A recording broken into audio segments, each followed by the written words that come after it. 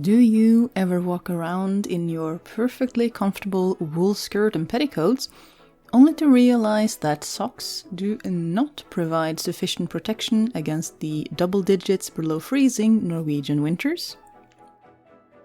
Thus you, obviously, must knit yourself a pair of new wool stockings to keep comfortable. But not just any stockings.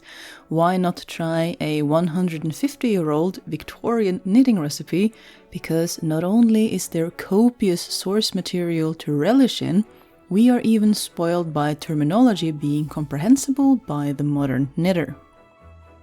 The book whose pattern I'm following is the Stocking Knitter's Manual, a handy book for the work table, published in 1870 and available for free online through the link in the description.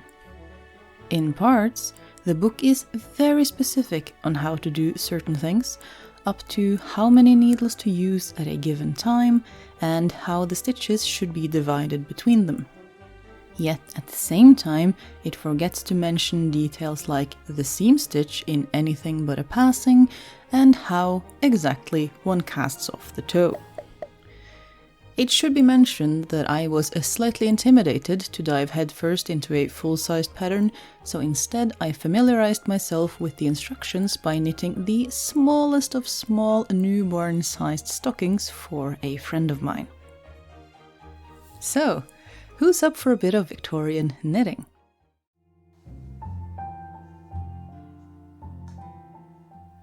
For a lady's ordinary size, knitted with fingering worsted wool, needles number 16. Cast on 112 stitches.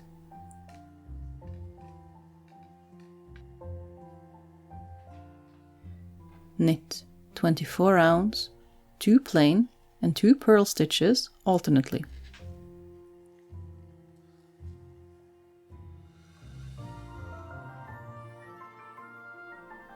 Knit 119 rounds plain, or 7.5 inches in length with a seam stitch.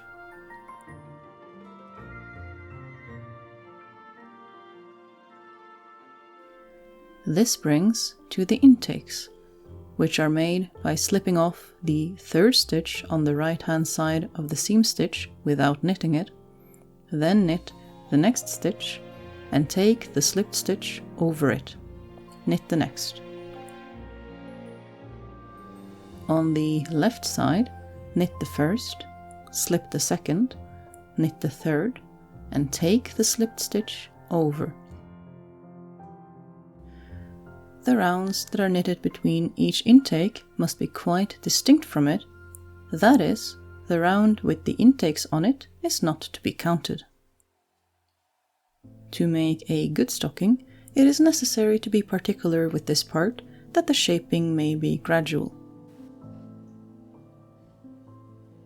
Make, on each side, 3 intakes with 4 rounds between each, 4 intakes with 5 rounds between each, 4 intakes with 6 rounds between each, 3 intakes with 7 rounds between each, 3 intakes with 8 rounds between each. This makes 34 altogether, 17 on each side, and reduces the stocking to 78. Knit 47 rounds or 3 inches for the ankle. When the ankle is finished, divide the stitches onto 3 of the knitting needles. Put 1/2 of the stocking onto 1 needle with the seam stitch in the center and divide the other half equally onto the other 2 needles. Note: if a strong heel is desired, use double worsted. The long row should now be knitted 1 plain row, turn back and knit it purl. Work thus till a sufficient length is worked, being careful to slip off the first stitch of each row without knitting, as these form the stitches to be lifted in forming the foot.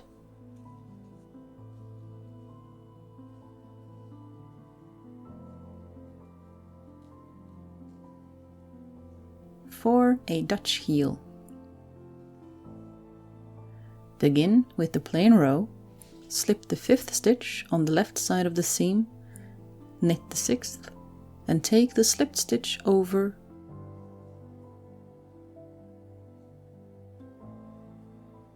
turn back and purl the 5th and 6th together at the other side. Repeat until the heel is finished. This makes a tighter heel.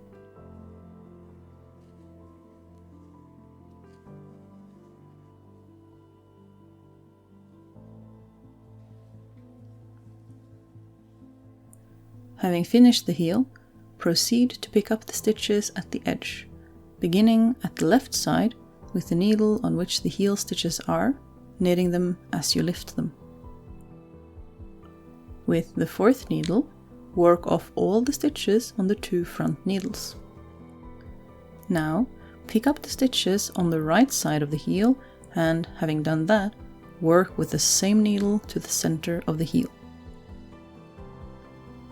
The seam stitch is stopped here. In picking up the stitches, those that were left after knitting the top should be counted in. The stocking is now in position for forming the gusset. Having picked up the stitches and knitted round again to the right hand side of the back of the foot, knit the 1st stitch, slip the 2nd, knit the 3rd, and take the slipped stitch over. On the left hand needle, slip the 3rd last stitch, knit the next, and take the slipped stitch over and knit the last. Knit a plain round between every intake. Proceed thus until you have reduced it to the number specified in the patterns. When the gusset is done, there ought to be 78 stitches on. Knit 67 rounds plain for the foot, or 4 1/4 inches.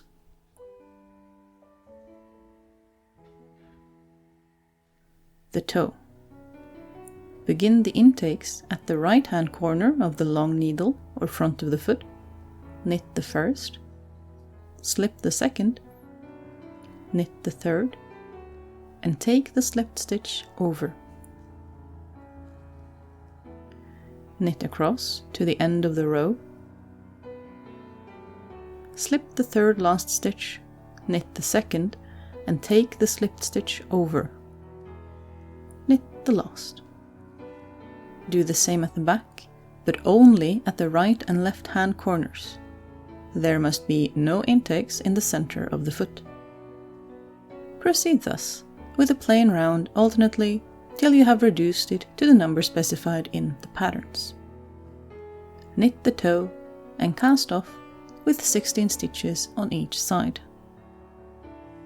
Place the needles together and work the front and the back rows off at the same time.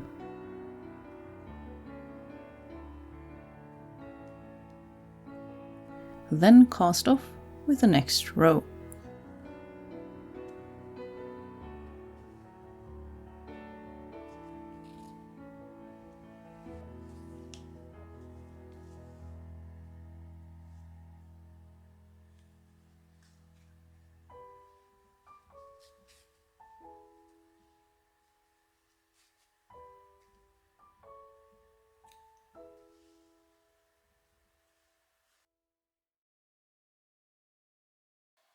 And so, after blocking and drying, we have one finished pair of stockings.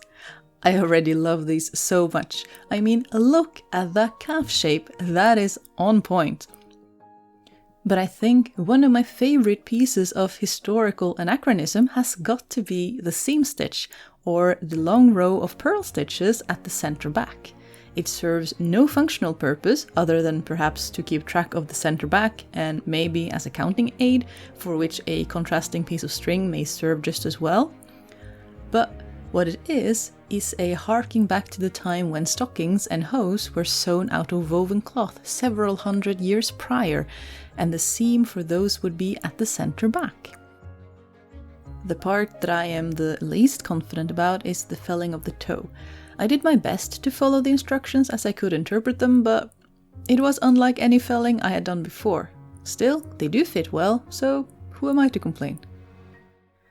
Lastly, there is a small section at the back of the book providing instructions for open work patterns suitable for stockings, or lace knit. I tried knitting some swatches of the two that appealed most to me, a leaf pattern and a double rose leaf pattern.